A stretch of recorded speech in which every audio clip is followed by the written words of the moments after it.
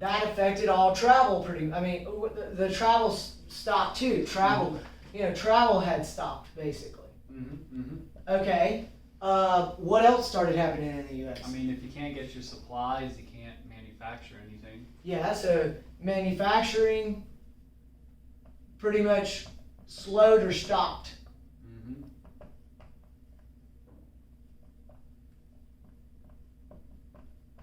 I mean, for instance, car manufacturers just completely quit making cars.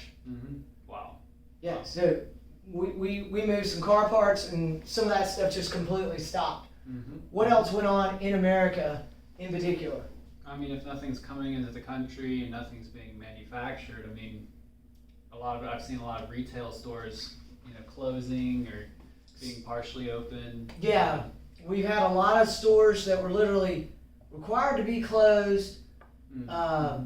So because it's safer at home or non-essential or whatever, or you've got partially open stores for whatever reason. Like, in the state of Mississippi, for instance, right now, some of the restaurants are opening back up, but only on 50% capacity. I think that's also in some areas in the state of Tennessee. And so we got stores closing, partially open. This is affecting all kind of other things. If a store is closed, how many people do you think need to work there? No one. So we got employees being either laid off, laid off, or just kind of a weird, they're just not working, furloughed, whatever you want to call it. And so we've got crazy accelerating rates of unemployment, right?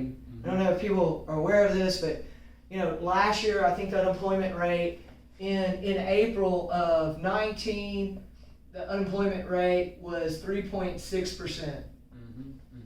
I think the latest statistics right now are putting April 2020 unemployment at 14.7%. Wow. So it's unprecedented that it accelerates at that kind of pace. Typically in a recession or a slowdown, it slows down at a slower pace. This is like somebody jumped off a cliff. And right now, this is a U.S. economic fallout. I think you've got I think it was 20 million people in April alone that filed for unemployment. So when that type of stuff's going on, you've got a major player in the whole world economy. We've got I think the U.S. does about $21 trillion in GDP. Then your next biggest economy in the world is China, and I think they're at 14 or what? 14? Yeah, they're at 14 trillion. These two countries make up approximately 40% of the world trade, world economy. Wow. So you've got your two biggest, and these are the two biggest by far. I think the next biggest it's either Japan or Germany, and they're not even like one. They're maybe 20% the size of the U.S. I think. So as far as their overall GDP of their economy, when this stuff starts happening between the two major world powers in the world today, what I would say you're going to have a changing world order. There's a guy named Ray Dalio that I like to read, and I know you like to read him too. And what he's saying is, and this has been kind of brewing for probably the last 10, 15, 20 years. I mean, as China's economy has been growing at a pretty fantastic rate over the last 20 years or so, the U.S.'s economy has not been growing near at the rate it did historically when it was developing, and it becomes a more mature economy.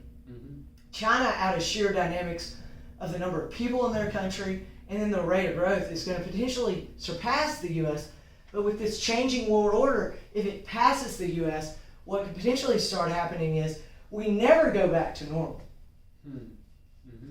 There's no normal. There's a new abnormal, but we will not have normal again, not in an international supply chain. The reason I would say that, it just goes back to you got international travel. This isn't changing anytime soon.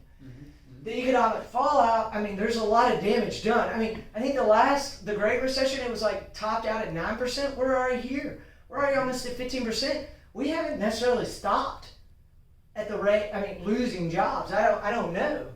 I mean, I don't know that anybody knows that. I mean, there's states and people still very concerned about all this, people not going back to work, people remoting in, and just a lot of concern. You know, even if a vaccine were to come out today, I don't think that fixes this problem. And then with your changing world order, what you see going on is there's just a lot of posturing. I mean, the U.S. isn't, I don't think, really happy with the virus. It seems to originate in China. And there's a lot of political back and forth that, you know, China's saying one thing and the U.S. says something else. That's not good for international trade. You know, if you and I start fighting about, let's just take this chair here, you grab one side. There's no normal. We may rip that chair apart. We're not going back to normal. So that's why we don't think we're going back to normal. If y'all think differently, we've had some of our customers that are in the international supply chain out there. I'd love for y'all to post a response to us and help us understand if we're going back to normal, if there's a new abnormal, or you can vote online. Thank you.